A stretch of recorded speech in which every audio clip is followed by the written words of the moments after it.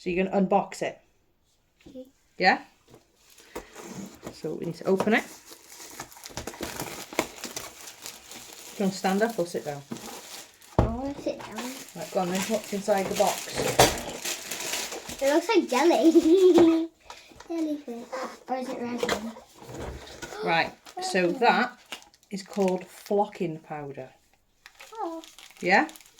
You put that on top. We've got some mixing sticks. That resin? That's the silicone to make the squishies. We've got more flocking powder. You're not telling people what you're doing here. I haven't done this before. Measuring cups. What's that?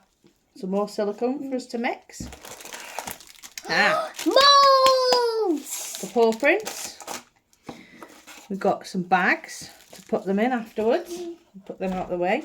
Mama. Right, that's a box. That box is to put that powder in, yeah? After we've made them. And some more powder. Yeah. And then we've got the instructions. Right. So, let's have a quick read.